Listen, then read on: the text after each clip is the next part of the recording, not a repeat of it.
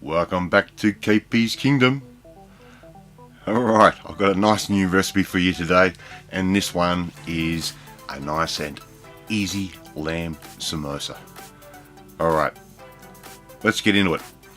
First thing I want a few mushrooms, just small ones, and I'm cutting those into quarters. So in half and then in half again, and I'm putting those into my food processor. Yes, I'm using the big boy today, the old 15-year-old buddy of mine. And you can see how much torture this thing's been through. Alright, we're just going to hit pulse a few times and make a mushroom crumb. Just like that. And we're going to set that aside in another bowl. Right. So, if you haven't already seen the video, and it was my last video where I did my inside out stuffed leg of lamb that I cooked on the barbecue.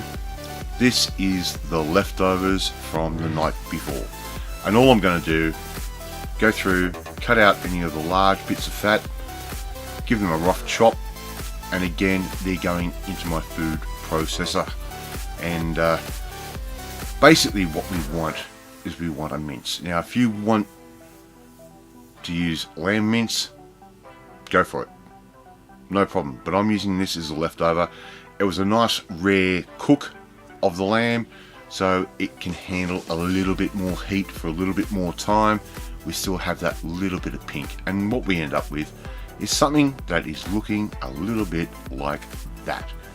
Alright, not a fine mince, but just a nice chop. So we're going to get our pan, we're going to get it onto a medium heat, little splash of oil, not too much, and we're going to add our mushrooms and we're going to cook these down. And we want to just get a little bit of that moisture out of the mushrooms, and that's what we've done there. Now we can start adding our lamb mince. If you're using fresh lamb mince, put that in at the same time you put the mushroom in. Just be wary, a lot of fat will come out of a fresh lamb mince. This being a pre-cooked version, not a lot. We're going to put in about a cup and a half of frozen green peas. Yes, frozen green peas. Nothing wrong with that whatsoever. Basically, they pick them, they blanch them, they freeze them, all within a matter of under an hour, and they're just as good as a fresh pea, and to be honest with you, a lot easier to work with. And some of the top chefs that I've dealt with over the years, that's all they do. Alright, now what I'm doing is I've got some Indian mild curry paste, and I'm stirring that through, just like that. Don't make your curry paste, just buy it. The amount of time and effort it takes you to make a curry paste, it's not worth it, value wise, money wise. Taste it, see if you've got enough flavour in there. I'm going to add a little bit more just to ramp up the flavour. It's not spicy, it's super flavoursome, and that's what we want. We don't want a spicy hot samosa, especially if you're doing this for a party or for other people. Alright, I've got my fresh phyllo pastry. Yes, we can actually buy it fresh now. It doesn't have to be frozen. Let's roll it all out, just like I've done there. I'm going to set that on the other side of the bench, and let's start making some samosas.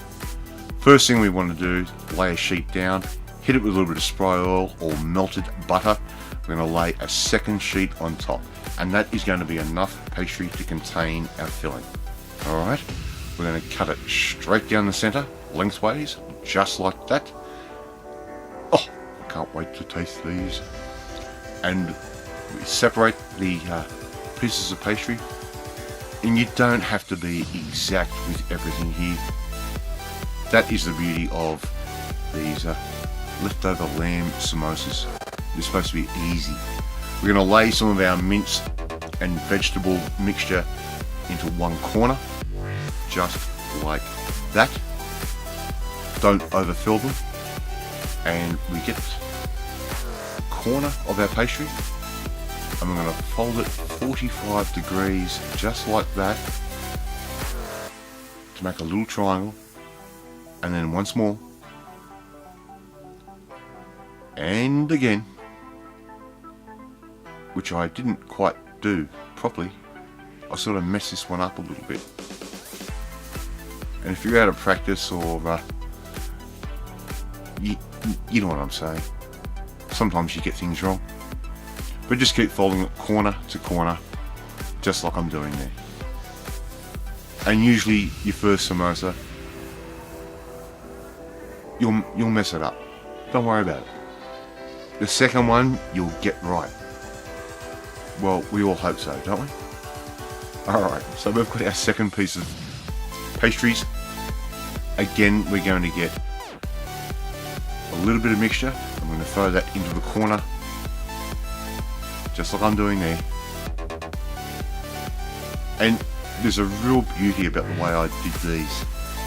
And it's a little bit healthier than what I normally cook. I love my deep fryer, but we're doing things a bit different tonight. So again, corner to corner at 45, then again 45, get rid of the stray peas that fall out, and we're going back over again, just like that, and again, and we just keep working our way up the sheet of pastry until they're all done.